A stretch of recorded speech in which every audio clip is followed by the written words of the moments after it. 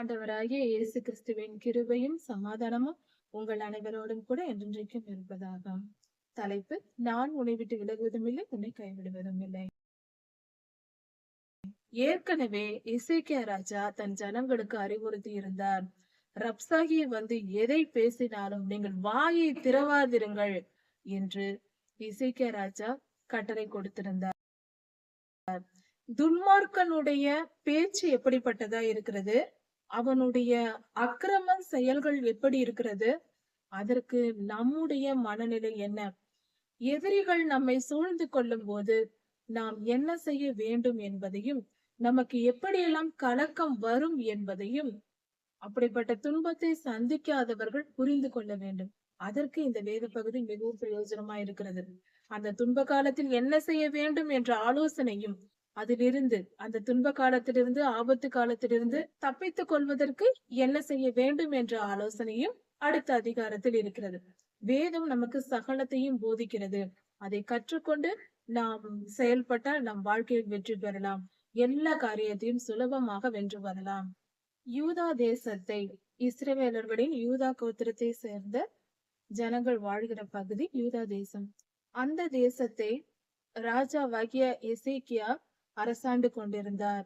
அவரது 14வது வருட அரசாட்சியில் அசீரியா ராஜா யூதாவுக்கு விரோதமாக யுத்தம் பண்ண வந்து அநேகம் பட்டணங்களை பிடித்து கொண்டான். அசீரியா ராஜாவாகிய சனகரிப் அவன் மிகுந்த துன்மார்க்கனாய் இருந்தான். அவனுக்கு அதிகமான பெருமை பிடித்த மிகப்பெரிய துன்மார்க்கனாய் சனகரிப் இருந்தான்.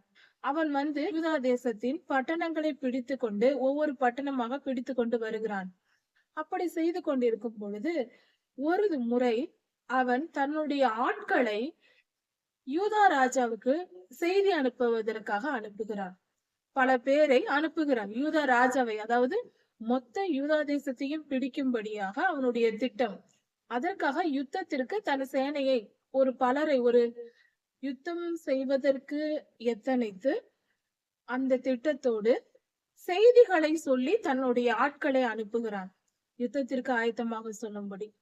அப்படி ஆயத்தப்படுத்தப்பட்டு அனுப்பப்பட்ட அசீரிய ராஜாவின் ஆட்கள் லாகீஸில் இருந்து இப்படியாக அசீரியா ராஜா ரப்சாகேயை யூதா தேசத்தின் வண்ணார் துறைமுகத்தின் பகுதியில், அதாவது அந்த ஒரு குளத்தின் அருகில் அந்த இடத்திற்காக அனுப்புகிறான். தன் சேனையாய் அனுப்பும்படியாக, யுத்தத்தை குறித்து பேசும்படியாக ரப்சாகியை அனுப்புகிறான் அசீரியா ராஜா சனகரி. இப்படி அனுப்பிய போது அங்கு வந்து நிற்கிறான் அந்த வண்ணார் குளத்தின் அருகே. எசேக்கியா ராஜா தன்னுடைய ஆட்களை 3 பேரை தெரிந்து கொண்டு அவர்களை அனுப்புகிறார்.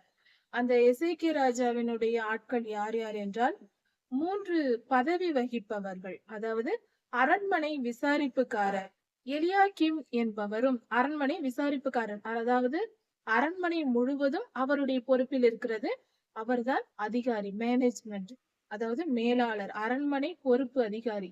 அவரையும் செப்னா என்னும் சம்பிரதையும் கணக்கு வழக்கு பார்க்குகிற யோவாக் என்னும் மனிதனையும் அனுப்புகிறார். இந்த 3 பேரும், அதாவது அங்கு போகிறவர்கள் 3 பேர், எலியாக்கிம், செப்னா, யோவாக் என்கிற 3 பேரும் அங்கு போகிறார்கள். அங்கு போகும்போது அந்த அசீரிய ராஜாவின் ஆளான ரப்சாகே என்னவெல்லாம் சொல்லுகிறான் என்பது நாம் கவனிக்க வேண்டிய காரியம். இந்த இடத்தில் யூதா தேசத்திற்கு எசேக்கியா ராஜாவுக்கு விரோதமாக ரப்சாகே அசீரிய நாட்டிலிருந்து வருகிறான். அவனுடைய பேச்சுகள் எப்படி இருக்கிறது, அவன் என்னவெல்லாம் சொல்லுகிறான் என்பது மிகவும் கவனிக்கத்தக்கது. மிக மோசமான மனிதனாக அவன் பேசுகிறான். ரப்சாகே கேட்கிறான் என்று 3 அதிகாரிகளையும் பார்த்து, ராஜா சொல்லுகிற செய்தி, அவனுடைய ராஜா ரப்சாகேயின் ராஜாவாகிய சனகரிப் என்ன சொல்லி அனுப்பி இருக்கிறார், என்னுடைய ராஜா என்ன சொல்லி இருக்கிறார் தெரியுமா? சொல்லுகிறேன் கேள், நீ போய் உன் ராஜாவின் இடத்தில் சொல், அப்படி என்று ரப்சாகே சொல்லுகிறான். அசீரியா தேசத்திலிருந்து வந்தவன் என்ன சொல்லுகிறான் என்றால், உன் நம்பிக்கை என்ன என்று கேட்கிறான். எசேக்கியா ராஜாவின் நம்பிக்கை என்ன, நீ எதை நம்பிக்கொண்டிருக்கிறாய்? எவ்வளவு திமிராக பேசுகிறான். யுத்தம் செய்வதற்கு மந்திர ஆலோசனையும் உண்டு என்று சொல்லுகிறாயே, யுத்தத்திற்கும் மந்திர ஆலோசனைக்கும் என்ன சம்பந்தம்? யுத்தம் செய்வதற்கு மந்திர ஆலோசனை இருக்கு. அதன் மூலம் நான் ஜெயித்து விடுவேன் என்று சொல்லிக் கொண்டு உட்கார்ந்திருக்கிறாயே என்று கேவலமாக தூஷிக்கிறார். அதாவது ஜெபத்தினால் வேத வசனத்தை தியானிப்பதும் கர்த்தரை நம்பி இருக்கும் பொழுது நமக்கு சகலமும் வெற்றி அடையும் என்று இன்று விசுவாசிக்கிற மக்கள் நாம் காத்திருக்கிறோம். கர்த்தர் மேல் விசுவாசித்து பலவித போராட்டங்களும் ஆபத்துகளும் வந்தாலும் நாம் என்ன செய்கிறோம்? கர்த்தர் மேல் நம்பிக்கை வைத்து ஜெபித்துக் கொண்டிருக்கிறோம். இப்படிதான் எசேக்கியா ராஜாவும் செய்தார். கர்த்தருடைய பிள்ளைகளுக்கு அவர்களுடைய கதி ஆண்டவர்தான். எந்த துன்மார்க்கர் வந்தாலும் அவர்களை எதிர்த்து இவர்களும் துன்மார்க்கம் செய்ய போக மாட்டார்கள். நீ தீமை செய்கிறாய் என்று நானும் தீமை செய்வேனா? நான் கர்த்தருடைய பிள்ளை, உனக்கு நான் தீமை செய்ய மாட்டேன் என்று இருப்பவர்கள் தான் கிறிஸ்தவர்கள். அப்படி இருக்கும் பொழுது கர்த்தருடைய ஜனம் எப்படி தீமை செய்யும்? ஆனால் ரப்சாகே சொல்லுகிறான், நீ எப்படி மந்திர ஆலோசனையை வைத்து எங்களை ஜெயிக்க போகிறாயா? நாங்கள் யார் தெரியுமா என்று பேசுகிறான். வெறும் வாய்ப்பேச்சினால் நீ ஜெயித்து விடலாம் என்று நினைத்துக் கொண்டிருக்கிறாயா? பேச்சினால் தான் சொல்லலாம், நிஜத்தினாலாம் செய்ய முடியாது. அப்படியெல்லாம் எங்களை நீ வெற்றி பெற முடியாது. ஏனென்றால் அசிரிய ராஜா, அதாவது ரப்சேகா ஒவ்வொரு பட்டணத்தையும் பிடித்து விட்டான். பல பட்டணங்களை பிடித்து விட்டான். பிடித்த பின்பும் கர்த்தரை நம்பி எசேக்கியா ராஜா இருக்கிறார். அதனால் இவனுக்கு என்ன, உன் தேசத்தையும் நான் பிடிக்க போகிறேன் பார் என்ற திமிரில். ஏனென்றால் இவனுக்கு அதிக படைபலம் இருக்கிறது. தன்னுடைய படைபலத்தின் நிமித்தம் அவன் பெருமை பாராட்டி கர்த்தருக்கு விரோதமாக பேசுகிறான், கர்த்தருடைய ஜனத்திற்கு விரோதமாக செயல்படுகிறான். ரப்சாகே அசிரியா தேசத்தின் அதிகாரியாய் இருக்கிறான். அவனை அனுப்பினது சனகரிப் ராஜா. என்னை விரோதிக்கும்படி நீ யார் மேல் நம்பிக்கை வைத்திருக்கிறாய் என்று கேட்கிறான். நீ யாரை நம்பிக்கொண்டு என்னை எதிர்த்து கொண்டு இருக்கிறாய்? யார் மேல் நம்பிக்கை வைத்து என்னை எதிர்க்கிறாய்? உனக்கு யார் உன்னை காப்பாற்ற போகிறார் என்று கேட்கிறான். எசேக்கியா ராஜாவுக்கு ரப்சாகே, அதாவது யூதா தேசத்தின் ராஜாவுக்கு அசீரியா தேசத்தின் ராஜாவிடமிருந்து வருகிற செய்தி. இந்த ராஜாவும் அதிகாரிகளை அனுப்புகிறார், அந்த ராஜாவும் அதிகாரியை அனுப்புகிறான். பேச்சுவார்த்தை இந்த இரண்டு கூட்டங்களுக்கு இடையே நடக்கிறது. நெறிந்த நாணல் கோணல் ஆகிய எகிப்தை நம்புகிறாய். எகிப்து தேசத்தின் ராஜா நாணல் போன்றவன், நாணல் செடியை போன்றவன், பில்லு செடி அது. அந்த நாணலை போன்றவன், அந்த ஒரு சின்ன ஒரு இதை கூட அவனால் தாங்க முடியாது. அந்த ராஜாவை நம்பிக்கொண்டா நீ என்னை எதிர்க்கிறாய்? ஒரு பட்டயம் கையில் பட்டால் கூட உள்ளங்கையிலிருந்தே உருவி போகும். அவனால் ஒன்றும் செய்ய முடியாது. அந்த ராஜாவை நம்பிக்கொண்டா நீ என்னை எதிர்த்து கொண்டிருக்கிறாய் என்று கேட்கிறார். எகிப்தின் ராஜாவை நம்புகிற எல்லோருக்கும் அதே நிலைதான். எகிப்தின் ராஜாவுக்கு அவனை நம்புகிற எல்லோரும் கைவிடப்படுவார்கள், அவனால் காப்பாற்ற முடியாது. நீ அவனை நம்பிக்கொண்டிருக்கிறாயா என்று கேட்கிறான் அசீரிய தேசத்தின் அதிபதி ரப்சாகே. சரி, நீ எகிப்தை நம்பவில்லை, எங்கள் தேவனை நம்பி இருக்கிறோம் என்று நீ சொல்கிறாயா? அப்படி என்றால் அந்த ராஜாதான் எருசலேமில் இருந்த பலிபீடங்களையும் அந்த ஆராதனைக்குரிய காரியங்களையும் அகற்றி போட்டது அந்த ராஜா தானே. எல்லாவற்றையும் இடித்து போட்டானே, உன்னுடைய ராஜா தானே இடித்து போட்டான். அப்படி இருக்க நீ யாரை நம்புகிறாய்? உன் தேவனை நம்புகிறாயா? எகிப்தின் ராஜாவை நம்புகிறாயா? நீ யாரை நம்பி என்னை எதிர்த்து கொண்டிருக்கிறாய் என்று ரப்சாகே கேட்கிறார். அதாவது யூதா தேசத்தின் அதிகாரிகளை பார்த்து, யூதாவையும் எருசலேமையும் பார்த்து பலிபீடங்களை எல்லாம் அகற்றி போட்டு இந்த பலிபீடத்தின் மேல் பணியுங்கள் என்று சொன்னானே உன்னுடைய ராஜா. கர்த்தருக்கு விரோதமாய், கர்த்தருடைய ஜனங்களை கர்த்தருக்கு விரோதமாய் செயல்பட வைத்தான் அல்லவா? அப்படி இருக்க அவன் என்ன தெய்வத்தையா நம்பி இருக்கிறான் என்று கேட்கிறான் ரப்சாகே. நான் உனக்கு 2000 குதிரைகளை கொடுக்கிறேன். அந்த குதிரைகளின் மேல் ஏறுகிற ஆட்களை உன்னால் சம்பாதிக்க முடியுமா?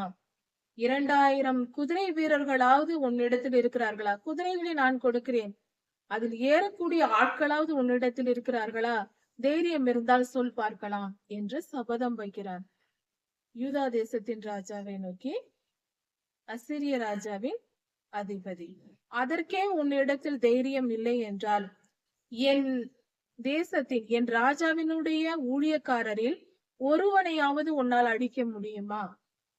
அதாவது என் தேசத்தில் ஒரே ஒரு போர் வீரனையாவது உன்னால் அழிக்க முடியுமா? சொல் பார்க்கலாம் என்று சொல்லுகிறார். ரதங்களோடு குதிரை வீரர்களோடு எகிப்திலிருந்து உதவி வரும் என்று எதிர்பார்த்து நம்பிக்கொண்டிருக்கிறாயா என்று கேட்கிறார். கர்த்தருடைய கட்டளை இல்லாமலா நான் இந்த தேசத்தை அழிப்பதற்கு வந்தேன் என்று நினைக்கிறாயா? கர்த்தருடைய கட்டளையின்படிதான் நானே வந்திருக்கிறேன். நான் தான் வெற்றி பெறுவேன் என்ற எண்ணத்தில் அவன் அப்படியாக பேசுகிறான் ரப்சாகே. இந்த தேசத்திற்கு விரோதமாய் வந்து இந்த தேசத்தை அழித்து போடு என்று கர்த்தரே எனக்கு சொன்னார் என்று சொல்லுகிறான். அப்பொழுது ரப்சாகேயோடு பேசுவதற்காக வந்திருந்த யூதா தேசத்தின் ராஜாவால் அனுப்பப்பட்ட அந்த 3 அதிகாரிகளும் என்ன சொல்லுகிறார்கள்? எங்களோடு நீங்கள் பேச வேண்டும் என்றால் சீரிய பாஷையிலேயே பேசுங்கள். நாங்கள் உங்களுடைய பாஷையிலே நீங்கள் பேசுங்கள், நாங்கள் புரிந்து கொள்கிறோம், எங்களுக்கு தெரியும்.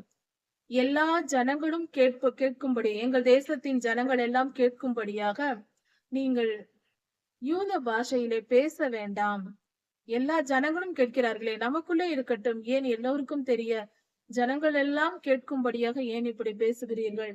இப்படி வேண்டாம், சீரிய பாஷையிலேயே பேசுங்கள், நாம் மட்டும் பேசிக்கொள்வோம், நமக்கு தெரியும்படி என்று இந்த 3 பேரும் சொல்லுகிறார்கள். யூதா தேசத்தின் 3 பேர் அதிகாரிகள். ஏனென்றால் யூத ஜனங்கள் இதை கேட்டு அவர்கள் மனம் துவண்டு விடுவார்கள்.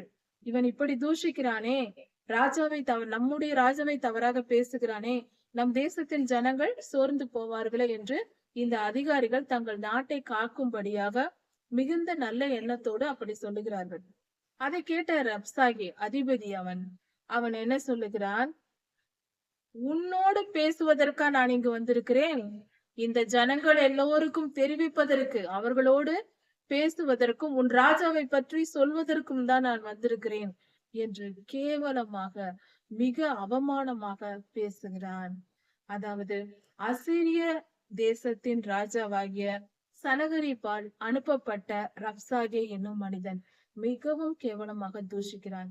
அவன் கர்த்தருடைய ஜனங்களை, கர்த்தருடைய பிள்ளைகளை மிக கேவலமாக, தவறாக பொய் சொல்லுகிறான். அநேகம் பொய்கள் இதில் இருக்கிறது அவன் சொன்ன செய்தியில். இப்படியெல்லாம் அவன் பேசி இவர்களை மனசோர்வு, அதாவது தேசத்தின் ஜனங்கள் கேட்க பேசி அவர்களுக்கு சொல்லும் போது, இவன் சத்தமிட்டு மதில் சுவரின் இடத்திலிருந்து கத்தும் போது பல ஆயிரக்கணக்கான பேர் கேட்பார்கள்.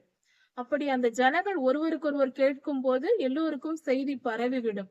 ஒருவரிடத்திலிருந்து இன்னொருவருக்கு சொல்லுவார்கள் அல்லவா, இப்படி சொல்லுகிறான் அந்த ராஜா, இதை செய்கிறான். நாம் இன்று நம் தேசத்திற்கு ஒரு பிரச்சனை என்றால், ஏதாவது ஒரு காரியம் என்றால், நாம் ஒருவருக்கொருவர் கேட்டுக்கொள்வது போல, சொல்வது போல அங்கு எல்லாரும் பேசிக் கொள்வார்கள். ஜனங்களே இந்த தவறான ஒரு எண்ணத்தை அந்த ராஜாவின் மீது, அதாவது யூதா தேசத்தின் ராஜாவாகிய எசேக்கியாவின் மீது தவறான ஒரு எண்ணத்தை ஏற்படுத்தி விட்டால் ஜனங்களின் மனமடிவை உண்டு பண்ண வேண்டும். அதுதான் அவனுடைய நோக்கம். இப்படியாக செய்ய வேண்டும் என்று செய்கிறான். இப்படி சொல்லிவிட்டு, உன்னிடத்தில் பேசுவதற்காக நாங்கள் வந்தோம், ஜனங்களிடத்தில் பேசுவதற்கு தான் நாங்கள் வந்திருக்கிறோம், அவர்கள் எல்லாம் தெரிந்து கொள்ளட்டும் என்று சொல்லி மிகவும் அவமானமாக, தவறாக தூஷிக்கிறான்.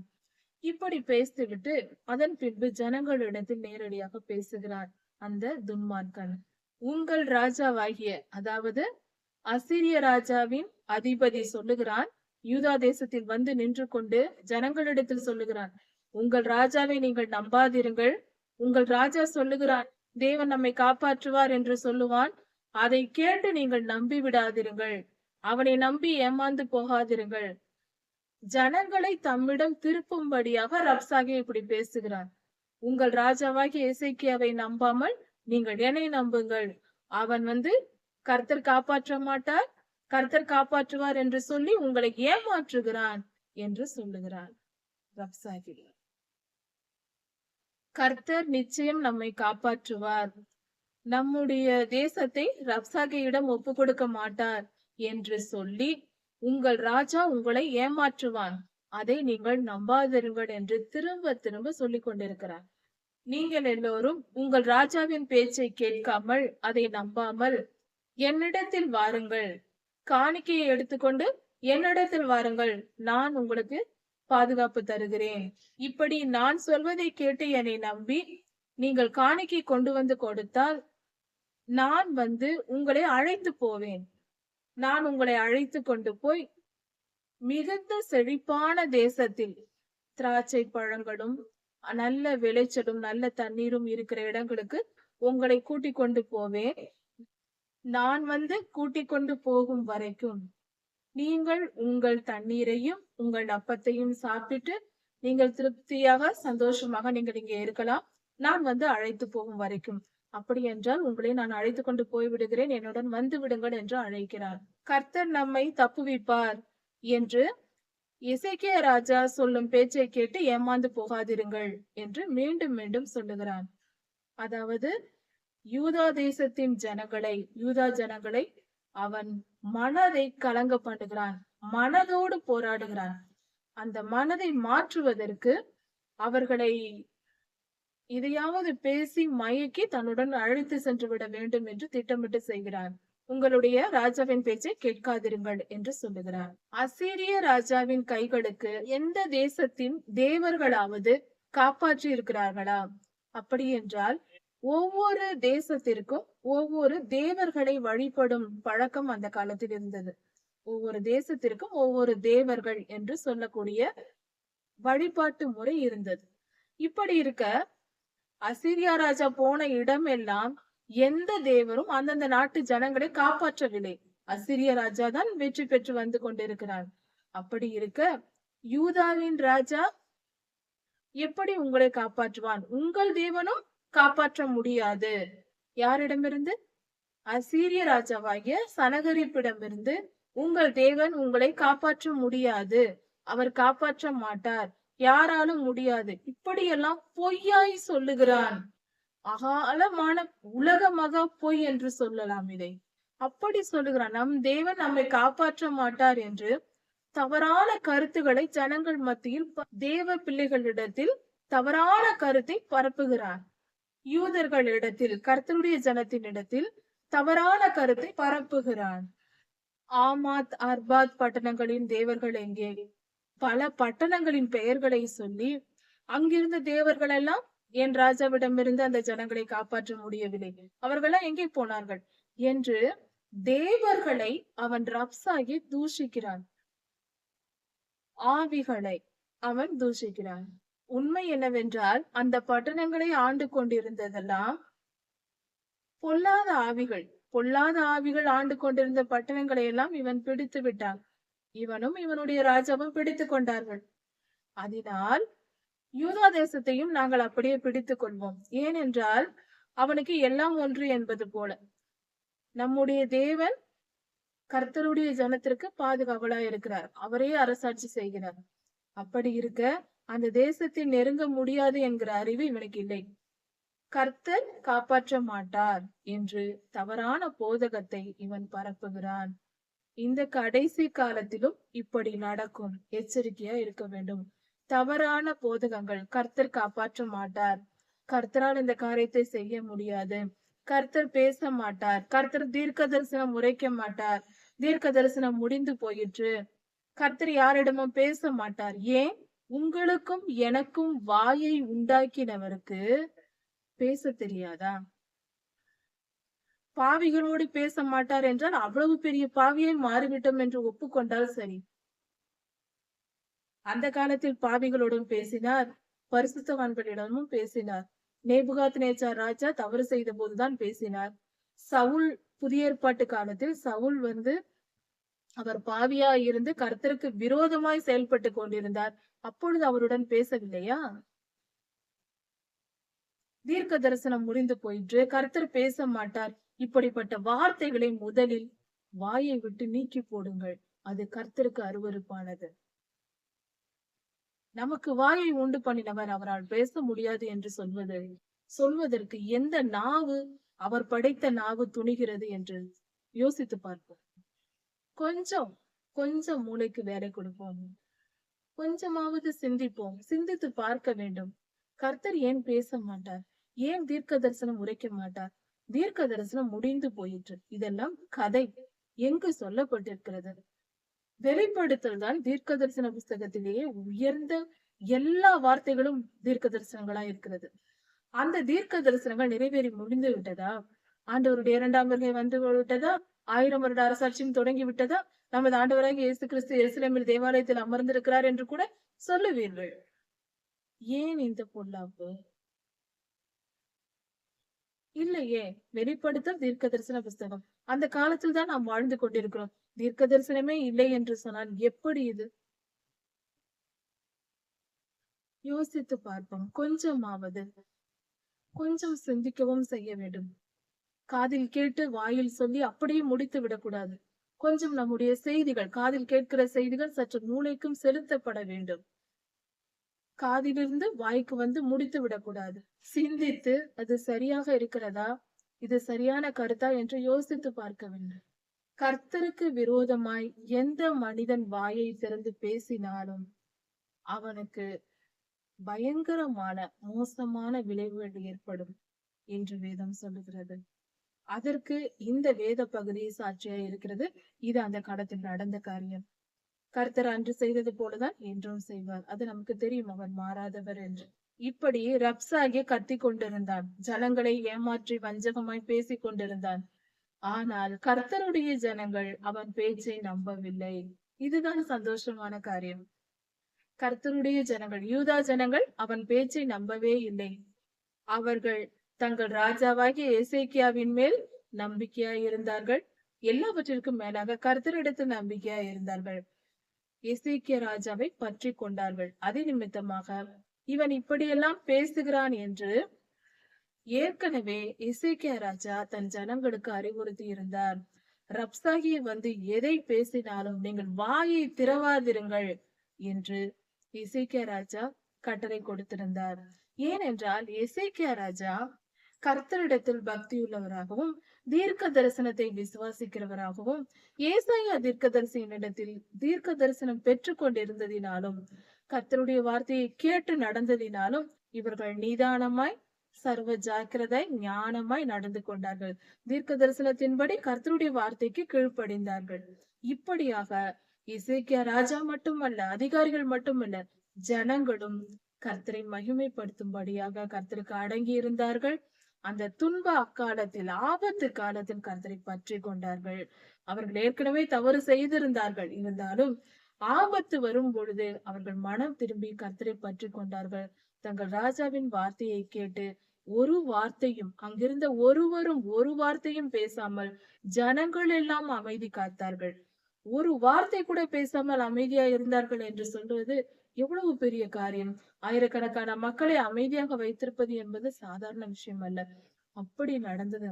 இப்பொழுது ராஜாவாகிய எசேக்கியா அனுப்பின 3 அதிகாரிகள், ராஜா அனுப்பின யூதா தேசத்தின் அரண்மனையிலிருந்து அனுப்பின அந்த 3 அதிகாரிகளும் இந்த வார்த்தையை கேட்டு, ரப்சாகியின் வார்த்தையை கேட்டு, அசீரிய ராஜாவினால் அனுப்பப்பட்ட மனுஷனுடைய ரப்சாகியினுடைய வார்த்தையை கேட்டு அவர்கள் தங்கள் வஸ்திரங்களை கிழித்து கொண்டு, துன்பத்தோடு துயரத்தோடு வஸ்திரங்களை கிழித்து கொண்டு எசேக்கியா ராஜாவின் இடத்தில் போனார்கள். இந்த செய்தியை சொல்வதற்கு, இவன் பேசுகிற வார்த்தையெல்லாம் தெரிவிப்பதற்கு அவர்கள் போனார்கள்.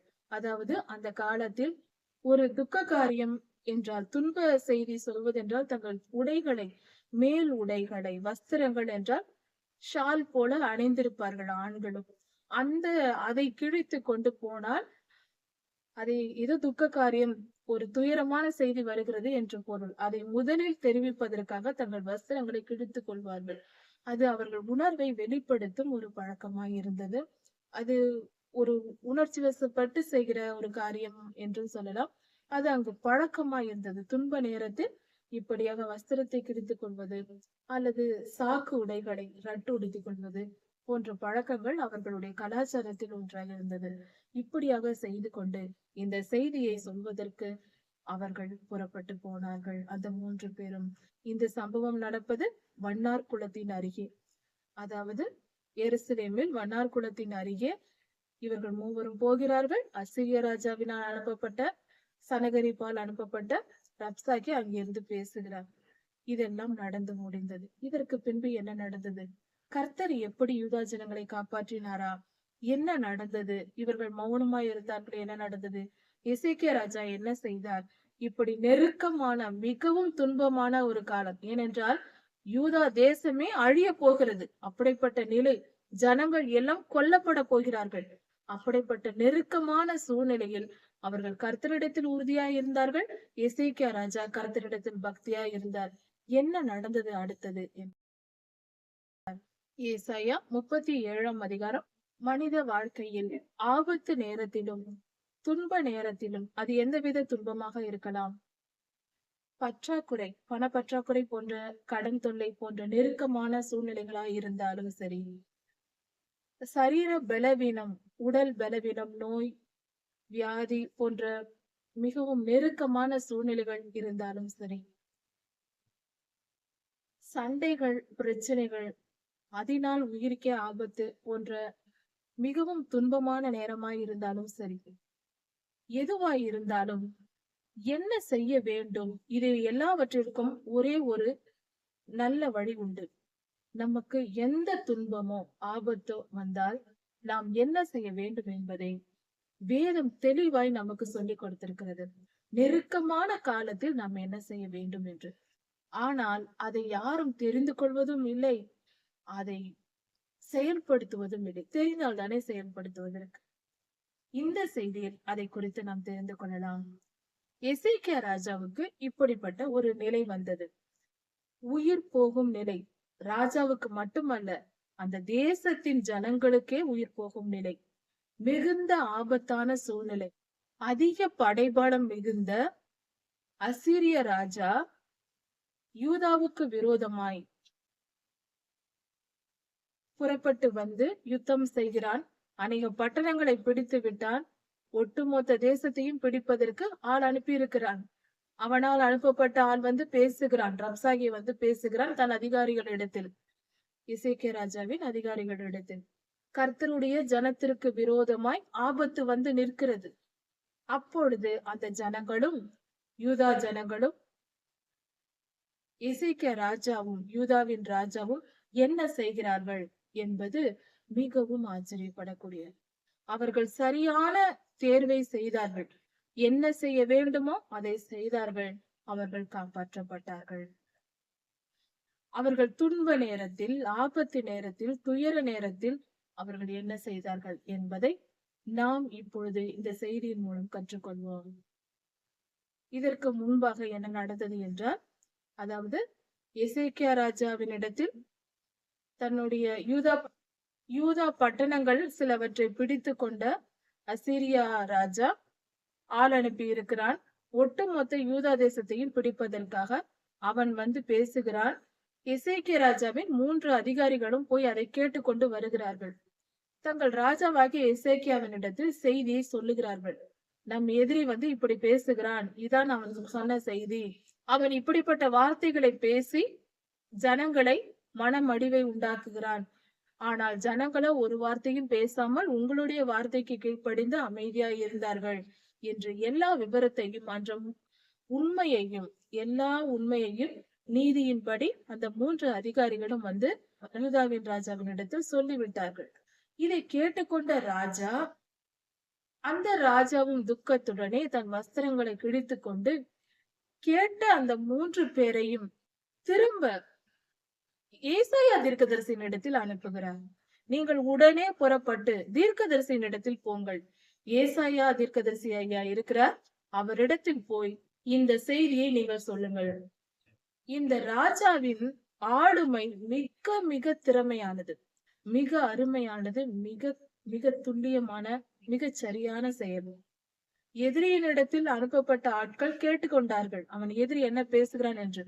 அந்த செய்தி அவர்களை வைத்தே தீர்க்கதரிசியின் இடத்தில் சொல்லும்படி சொல்லுகிறார்கள். கர்த்தர் என்ன சொல்லுகிறார்? தேவ சித்தத்தை அறியும்படியாக தீர்க்கதரிசியின் இடத்திற்கு ராஜா அனுப்புகிறார். எசேக்கியா ராஜா அனுப்புகிறார். அந்த 3 பேரும் ஏசாயா தீர்க்கதரிசியின் இடத்தில் போய் விஷயத்தை எல்லாம் சொல்லுகிறார்கள். இப்படி நம் எதிரி வந்து நம்மை பிடித்து கொள்ளும்படியாக இப்படியாக செய்கிறான் என்று சொல்லுகிறார்கள். அதை கேட்ட ஏசாயா தீர்க்கதரிசி என்ன சொல்லுகிறார்? இந்த 3 பேர்களும் ரட்டு உடுத்தி கொண்டு போகும்படி ராஜா கட்டளை கொடுத்திருந்தார். ரட்டு வஸ்திரம் என்றால் சாக்கு துணி, சாக்கினால் செய்யப்பட்ட சாக்கை துணியாக தைத்து போட்டுக் கொள்வார்கள். அதை வஸ்திரமாக தைத்து போட்டுக்கொள்வார்கள், சட்டையாக தைத்து போட்டுக்கொள்வார்கள். அப்படி என்றால் அது துக்கம் அனுசரிக்கிற ஒரு அடையாளம். இந்த 3 பேரும் அப்படியாக உடுத்திக்கொண்டு நேராக தீர்க்கதரிசியின் இடத்திற்கு போகிறார்கள். ஏசாயா ஐயா அங்கே இருக்கிறார். அவரிடத்தில் இவர்கள் சொல்லுகிறார்கள், அதாவது இந்த நாள் துக்கமும் கண்டிதமும் தூஷணமும் அனுபவிக்கிற நாளா இருக்கிறது. மிகவும் துக்கமான காரியத்தோடு நாங்கள் வந்திருக்கிறோம். ரப்சாகே இப்படியெல்லாம் பேசினான் என்று அவன் சொன்ன வார்த்தைகளை எல்லாம் இந்த 3 பேரும் தீர்க்கதரிசியின் இடத்தில் சொல்லுகிறார்கள். இதையெல்லாம் ஏசாயா ஐயா கேட்டுக்கொண்டார். எல்லாம் கேட்டுவிட்டு அப்பொழுது இவர்கள் இன்னும் சில வார்த்தைகளையும் சொல்லுகிறார்கள். ஜீவனுள்ள தேவனை அவன் நிந்தித்தான், கர்த்தர் அவனுக்கு நியாயம் தீர்ப்பார். இருந்தாலும் கர்த்தர் அவனுக்கு நியாயம் தீர்ப்பார். மிச்சமுள்ள ஜனங்களின் நிமித்தம் நியாயம், அதாவது ஆபத்து நேரிடாதபடிக்கு நாம் என்ன செய்ய வேண்டும் என்று ராஜா உங்களிடம் கேட்டு வர சொன்னார். கர்த்தருடைய சித்தம் என்ன, கர்த்தருடைய விருப்பம் என்ன என்று உங்களை கேட்டு சொல்லும்படி கர்த்தர் எங்களை அனுப்பினார் என்று அந்த 3 பேரும் வந்து சொல்லுகிறார்கள் தீர்க்கதரிசியாகிய ஏசாயாவிடம். ஏசாயா ஐயா அதை கேட்டு கர்த்தரிடத்தில் ஜெபிக்கிறார். அசிரியா ராஜா என்னை தூஷித்ததையும் நீங்கள் கேட்டதையும் குறித்து கவலைப்படாதிருங்கள் என்று கர்த்தர் சொல்லுகிறார் தீர்க்கதரிசி மூலமாக. அதாவது தீர்க்கதரிசி கர்த்தரை நோக்கி ஜெபிக்கிறார். கர்த்தர் அப்பொழுது ஏசாயா ஐயாவுடன் தீர்க்கதரிசியிடம் பேசி சொல்லுகிறார், என்னை தூஷித்தான் என்று நீங்கள் கேட்டு பயப்பட வேண்டாம், உங்களுக்கு எந்த ஆபத்தும் வராது. அவனுக்கு என்ன நேரிடும் என்றால் அவன் யுத்தத்திற்கே உங்களிடத்திற்கு வரமாட்டான். அவனுக்கு ஒரு செய்தி வரும், அந்த செய்தியை கேட்டு அவன் திரும்பி போய்விடுவான், அவன் ஊருக்கு போய்விடுவான், அவனுடைய தேசத்துக்கு போவான், அசிரியாவுக்கு போய்விடுவான். யாரு? ரப்சாகி. சனகரிப் இவர்கள் போய்விடுவார்கள், எதிரிகள் போய்விடுவார்கள். அங்கு போன பின்பு அவன் கொல்லப்படுவான்.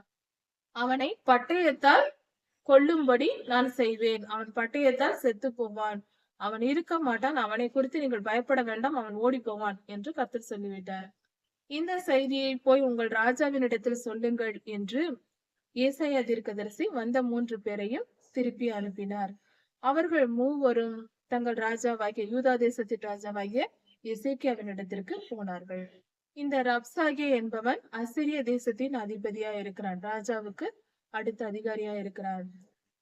இவனுக்கு ஒரு செய்தி வருகிறது, இவன் புறப்பட்டு போகிறான். அங்கு அந்த இவனுடைய தேசத்தின் ராஜாவாகிய சனகரிப் லாகீசை விட்டு புறப்பட்டு போய் அவன் வேறு லிப்னாவின் மேல் சண்டை போட்டு கொண்டிருக்கிறான் என்பதை கவனிக்கிறான். இதை பார்த்துவிட்டு, இதை கேள்விப்பட்ட பின்பு, இவன் பார்த்த பின்பு, எத்தியோப்பியாவின் ராஜா திராக்கா உங்களோடு சண்டை போட வருகிறான் என்று கேள்விப்படுகிறான். உனக்கு விரோதமாக நீ இங்கு வந்து சண்டை போட்டு கொண்டிருக்கிறார், யூதா தேசத்திற்கு எதிராக நீ யூதா தேசத்திற்கு விரோதமாக சண்டை போட வந்திருக்கிறாய், உன்னை எதிர்த்து சண்டை போட அங்கு ஒருவன் வந்து கொண்டிருக்கிறான் என்ற செய்தி இவனுக்கு வருகிறது. இதை கேட்டதும் ரப்சாகே உடனே புறப்பட்டு போகிறான் தன் தேசத்தை காப்பாற்றிக் கொள்ள. இவன் புறப்பட்டு போவதற்கு முன்பாக அவன் எசேக்கியா ராஜாவுக்கு இன்னும் செய்தி அனுப்புகிறான். என்ன சொல்லுகிறான்? உன் தேவன் உனக்கு சொல்லுகிறார், அதாவது யூதா தேசம் அசிரியாவின் கையில் ஒப்பு கொடுக்கப்படுவதில்லை என்று கர்த்தர் சொல்லி இருக்கிறார். அதை நீ நம்பிக்கொண்டு ஏமாந்து போகாதே, கர்த்தர் உன்னை ஏமாற்றுகிறார் என்று சொல்லுகிறான். இவனுடைய திமிர், இவனுடைய கர்வம், இவனுடைய அகம்பாவத்தின் எல்லையே இல்லாமல் போயிற்று. கர்த்தருக்கு விரோதமாய் வாயை திறக்கிறான். என்ன சொல்லுகிறான்? கர்த்தர் உன்னை ஏமாற்றுகிறார் என்று சொல்லுகிறான். எவ்வளவு பெரிய பாவமான வார்த்தை இது! கர்த்தருக்கு விரோதமாய் அவரை தவறாக பேசுகிறான், அவ்வளவு கேவலமாக பேசுகிறான். இப்படிப்பட்ட வார்த்தையை சொல்லுகிறான். அவர் உன்னை ஏமாற்றப் போகிறார், நீ ஏமாந்து போகாதே. அசிரியா ராஜாக்கள் சகல தேசங்களையும் வெற்றி பெற்றார்கள், நீ மட்டும் என்ன தப்பிக்க போகிறாயா என்று கேட்கிறான். மீண்டும் மீண்டும் சொன்னதையே சொல்லுகிறான் இவன். ரப்சாகே என்ன சொல்லுகிறான்? என்னுடைய பிதாக்கள், இவனுடைய முற்பிதாக்கள், தகப்பன் தாத்தா எல்லாம் செய்தார்களாம். என்ன செய்தார்களாம்? எந்தெந்த பட்டணத்தை எல்லாம் பிடித்தார்கள், அவர்கள் தேவர்கள் அவர்களை காப்பாற்றவில்லை, நாங்கள் மிகவும் திறமைசாலிகள் என்று. அதே போல நாங்கள் மற்ற பட்டணங்களை பிடித்தது போல உன் தேசத்தையும் நாங்கள் பிடித்து விடுவோம்.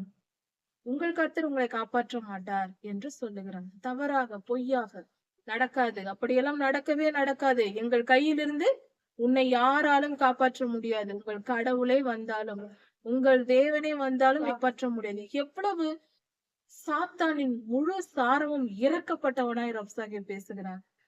கர்த்தரால் முடியாத காரியம் ஒன்று உண்டா? கர்த்தரே உங்களை காப்பாற்ற மாட்டார் என்று சொல்லுகிறார். அவ்வளவு பெரிய திறமைசாலியான் இவன். அன்றைய சூரிய அஸ்தமனத்தை பார்ப்பான், அடுத்த சூரிய உதயத்தை இவன் பார்க்கவில்லை.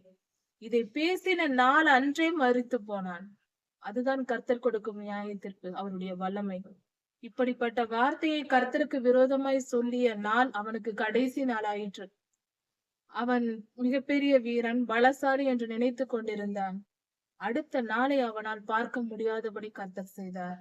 இவன் பிடித்து வந்த பட்டணங்களின் ராஜாக்களின் பெயர்களை எல்லாம் சொல்லி, அந்த பட்டணத்தின் ராஜா எங்கே, இந்த பட்டணத்தின் ராஜா எங்கே, அவர்களை எல்லாம் கொன்று போட்டு அந்த பட்டணங்களை நாங்கள் தான் பிடித்து கொண்டோம், நாங்களே திறமைசாலிகள், பலசாலிகள், வீரமானவர்கள் என்று சுய புராணம் பாடினான். இதையெல்லாம் அவன் எழுதி நிருபமாக அனுப்புகிறான் ராஜாவுக்கு, யூதாவின் ராஜாவாகிய எசேக்கியாவுக்கு, ரப்சாகே. இதை எடுத்து ராஜா வாசித்து பார்க்கிறார். அதை வாசித்து பார்த்துவிட்டு எசேக்கியா ராஜா நேராக எடுத்துக்கொண்டு போகிறார். இது வெறும் ராஜா கதை என்று நினைக்க வேண்டாம். அத்தனை உயிர்களுக்கான சரித்திரம் இது. அத்தனை உயிரும் எப்படி காப்பாற்றப்பட்டது என்கிற சரித்திரம் இது. நம் வாழ்க்கைக்கும் பொருந்தும். கர்த்தர் நம்மை எப்படி காப்பாற்றுவார், எப்படிப்பட்ட விரோதிகள் வந்தார்கள், அவர்கள் எப்படி திரும்பி போனார்கள், அந்த ஆபத்து எப்படி நீங்கியது. யுத்தம் செய்தெல்லாம் நீங்கவில்லை, யுத்தமே வராமல் நிறுத்தி போட்டார். அதுதான் சர்வ வல்லவராகிய நம் தேவனின் வல்லமை. அவர் அன்பு மிகவும் பெரியது. தம் ஜனங்களை அவ்வளவாய் அவர் நேசிக்கிறார். அப்படியாய் காப்பாற்றுவார். இப்படி தூஷணமான வார்த்தைகளை பேசி அதை எழுதி அவன் ரப்சாகே யூதா ராஜாவுக்கு அனுப்புகிறான். அதை வாங்கி பார்த்த யூதா ராஜா அதை படித்து விட்டு நேராக கர்த்தருடைய ஆலயத்திற்கு போய் அவர் சமூகத்தில் விழுகிறார். யூதா ராஜா விழுந்து அந்த புஸ்தகத்தை விரித்து வைத்து, கர்த்தாவே, உம்மை குறித்து இவன் இப்படி பேசுகிறானே, நீர் எங்களை காப்பாற்ற மாட்டீர், நீர் எங்களை ஏமாற்றுகிறீர் என்று சொல்லுகிறானே என்று கதறி அழுகிறார். அவர் செய்த ஜெபம் என்ன, அதை நாம் சற்று கவனிப்போம்.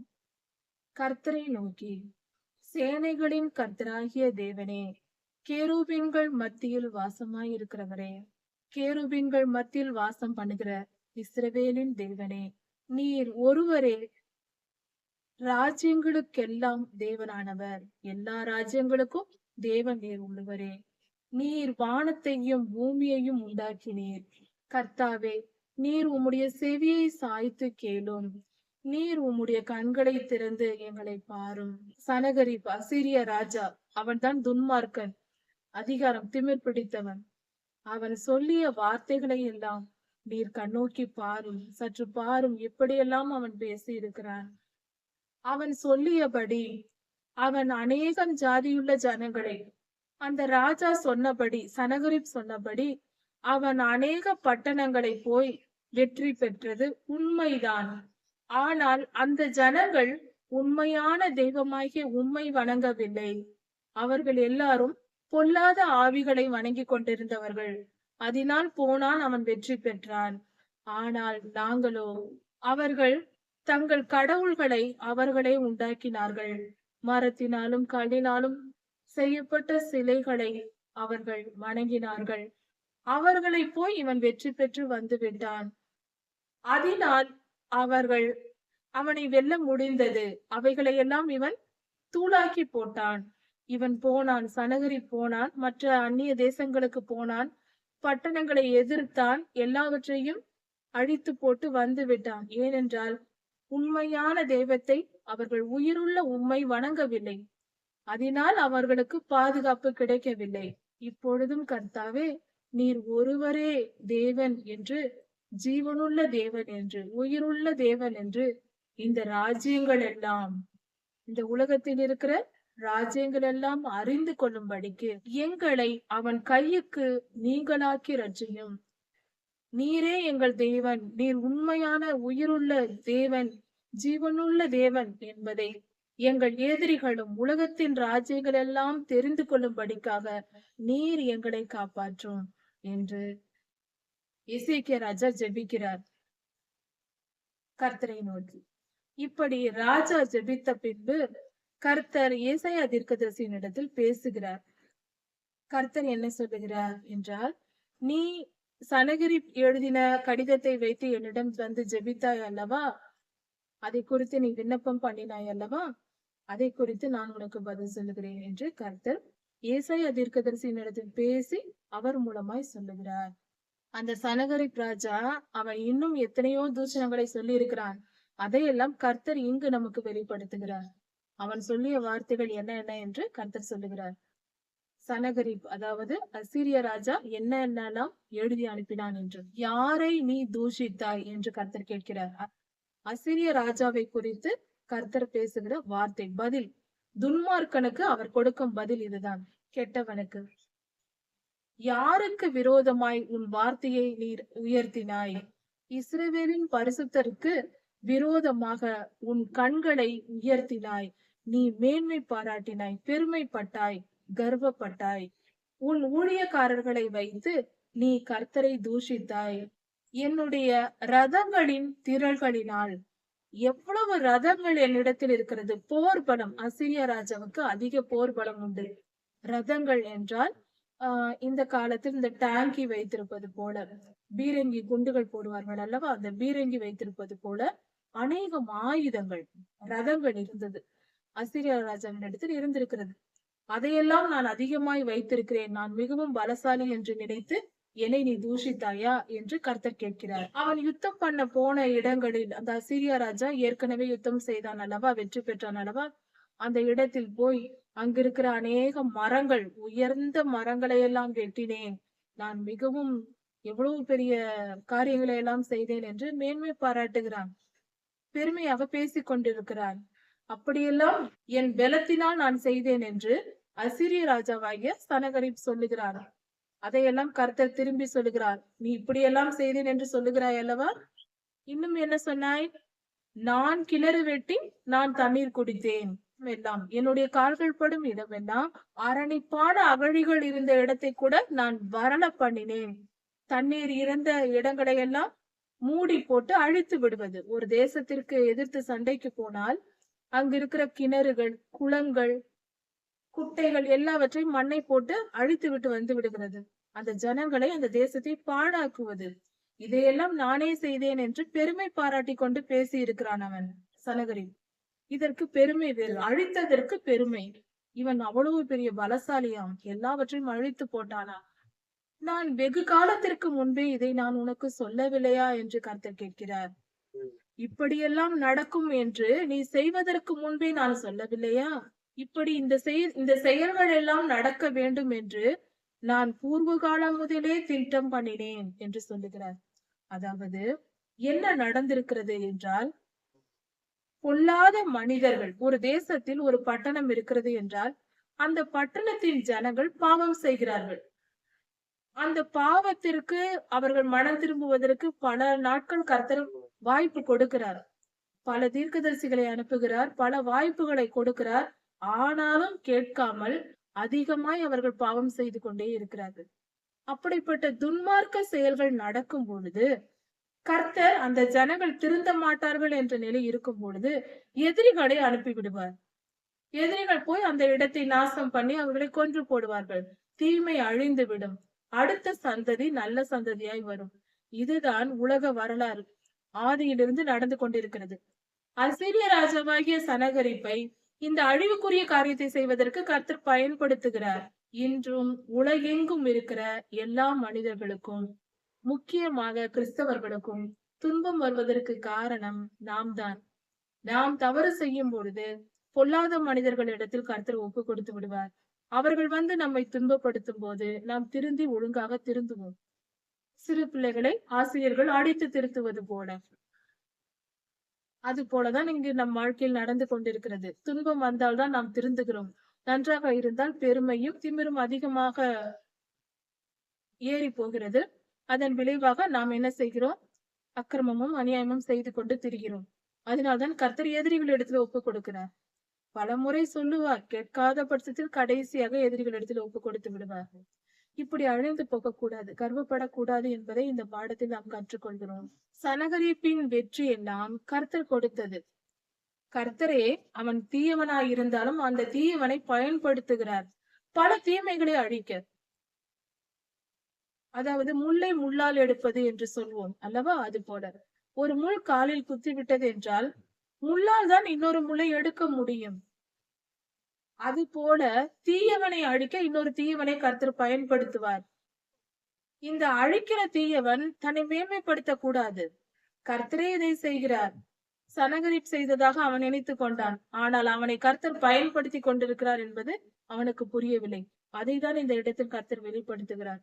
ஒட்டுமொத்த உலக வாழ்க்கையின் சரித்திரமே இந்த இடத்தில் சொல்லப்பட்டிருக்கிறது. மனித வாழ்வின் ஆழமான சத்தியம், ஆழமான பொருள், வாழ்க்கை புரியாமலே வாழ்ந்து கொண்டிருக்கிறோம் அல்லவா? தெளிவான விளக்கம் இந்த வேத பகுதியில் கொடுக்கப்பட்டிருக்கிறது. இதுதான் மனித வாழ்க்கை என்று தெல்ல தெளிவாக கர்த்தர் சொல்லியிருக்கிறார்.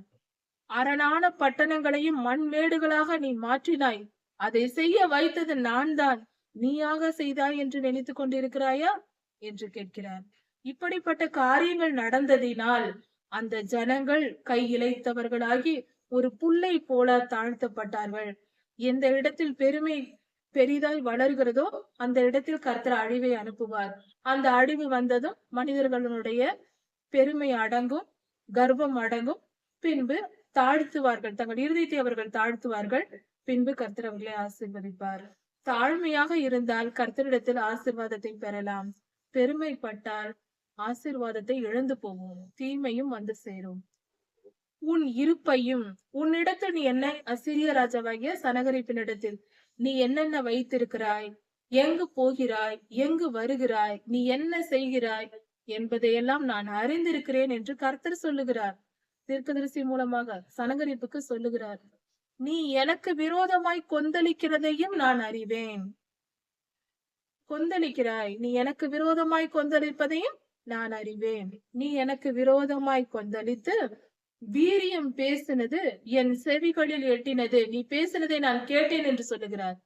சனகரிப் பேசியது, ரப்சாகேயின் இடத்தில் எழுதி கொடுத்ததை கர்த்தர் நான் கேட்டுக்கொண்டுதான் இருந்தேன் என்று சொல்லுகிறார். இந்த செய்தி ஏசாயா தீர்க்கதரிசியின் மூலமாக எசேக்கியா ராஜாவின் இடத்திற்கு சொல்லப்படுகிறது. சனகரிப்பின் அவன் மனம் என்ன சொல்லுகிறது, அவன் என்ன செய்கிறான் என்பதை தெளிவாக கர்த்தர் விளக்குகிறார். எசேக்கியா ராஜாவுக்கு இந்த செய்தியை சொல்லுகிறார். நான் என் துரட்டை உன் மூக்கிலும்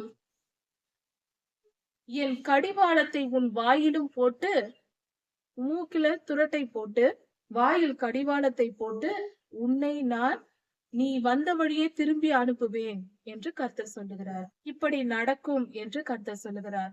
இன்னும் கர்த்தர் அந்த ஜனங்களை, யூதா தேசத்தை காப்பார் என்பதற்கு அடையாளமாக இன்னும் சில காரியங்களையும் எசேக்கியா ராஜாவுக்கு சொல்லுகிறார். இது யூதா தேசத்தின் ஆசீர்வாதம்.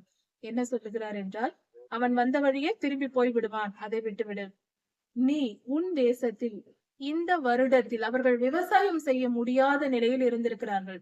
ஏனென்றால் இவனுடைய படை ஆட்கள் எல்லாம் பட்டணத்தை சுற்றி சூழ்ந்து கொண்டிருந்ததினால் இவர்களால் வேலை செய்ய முடியாமல் பட்டணத்திற்குள்ளேயே, மதிலுக்குள்ளேயே இருந்திருக்கிறார்கள். காம்பவுண்ட் சுவர், அந்த காலத்தில் ஊரை சுற்றி, பட்டணத்தை சுற்றி காம்பவுண்ட் இருக்கும்.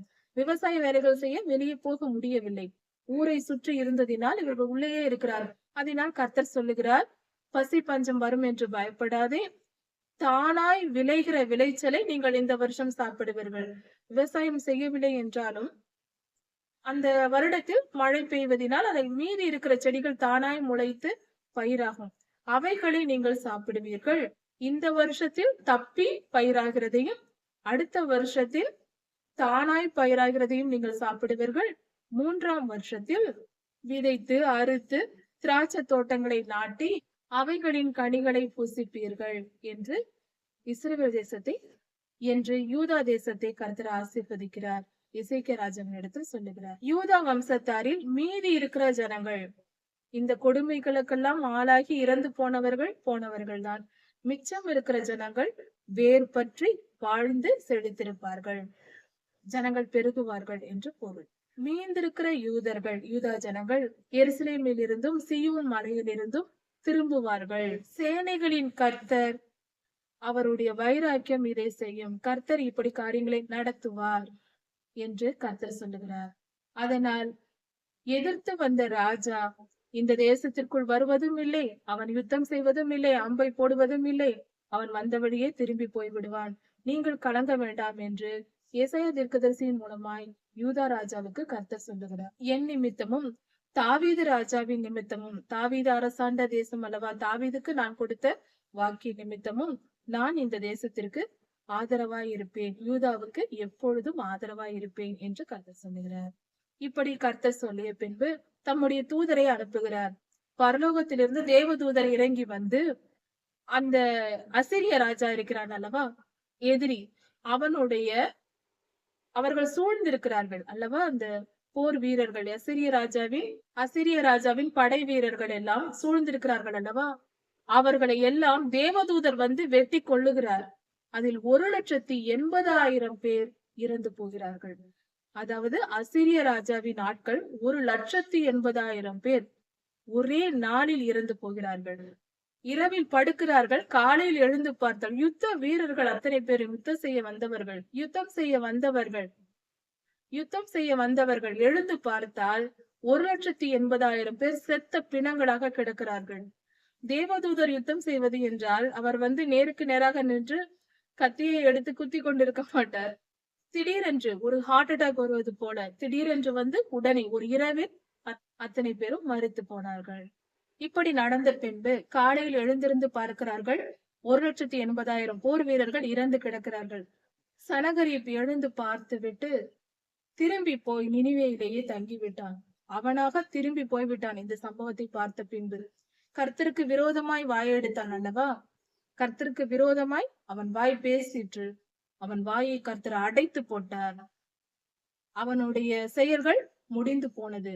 அவன் போய் நினிவேயில் தங்கிவிட்டான். யுத்தம் நடக்கவில்லை, திரும்பி போய்விட்டான். இப்படி செய்த பின்பு அங்கு போய் நினிவேயில் தங்கி இருக்கும் பொழுது அவன் தன்னுடைய தெய்வத்தை வணங்குவதற்கு போய் ஒரு இடத்தில் வணங்கி கொண்டிருந்தான். சனகரிப் அவன் போய் ஒரு பொல்லாத ஆவியை வணங்குவதற்காக அவன் போய் ஒரு இடத்தில் நின்று கொண்டிருந்தான். அப்பொழுது அவனுடைய பிள்ளைகளே போய் பட்டயத்தால் அவனை கொன்று போட்டார்கள். அவனுடைய 2 பிள்ளைகள் சேர்ந்து அவனை கொன்று போட்டார்கள். சனகரிப் ராஜாவை கொன்று போட்டுவிட்டு முடித்து விட்டார்கள். அவன் பொல்லாத ஆவியை வணங்க போய் நின்ற பொழுது அந்த இடத்திலேயே கொல்லப்பட்டான். அதன் பின்பு அவனுடைய மகன் எசரத்தோன் என்னும் அவனுடைய அடுத்த மகன் அசிரியாவுக்கு ராஜாவானான். இப்படி நடந்தது. கர்த்தருக்கு விரோதமாய் வாயை திறந்தவன் எவனும் பிழைத்ததாக சரித்திரமே இல்லை, உலக வரலாறே இல்லை. ஜாக்கிரதையா இருக்கவும். கர்த்தருடைய பிள்ளைகள் எப்பொழுதும் தாழ்மையோடு கர்த்தரிடத்தில் விசுவாசம் வைத்து வாழ்ந்தால் போதும், சகலமும் வெற்றி. யுத்தம் செய்து வெற்றி பெறவில்லை, யுத்தமே நடக்காமல் வெற்றியை கர்த்தர் கொடுத்தார். பரலோகத்திலிருந்து தேவதூதர் வந்து வெற்றி கொண்டு போட்டார். அவன் என்ன கேட்டான்? 20,000 குதிரைகள் அனுப்பினால் உனக்கு படை வீரர்கள் இருக்கிறார்களா ஏறுவதற்கு என்று கேட்டான். என்ன நடந்தது? இப்படியாக நடந்தது. விசுவாசமாயிருப்போம், தைரியமாயிருப்போம், பயப்பட தேவையில்லை. துன்மார்க்கரை அழிக்க கர்த்தர் நம்மோடு என்றும் இருக்கிறார். நமக்கு விரோதமாய் வருகிற எந்த செயல்களும் வெற்றி பெறாது, நாம் பரிசுத்தமாய் இருக்கும் வரைக்கும். கர்த்தரிடத்தில் விசுவாசம் மட்டும் வைத்தால் போதுமானது, மற்றதை கர்த்தர் பார்த்துக் கொள்வார். தம் ஜனங்களை பாதுகாக்கும் வல்லமையும் அன்பும் நற்குணமும் அவரிடத்தில் உண்டு. அவர் மிகவும் நல்லவர். கர்த்தர் உங்களை ஆசீர்வதிப்பாராக. இதன் தொடர்ச்சியை அடுத்த செய்தியில் பார்க்கலாம். மாரநாதா.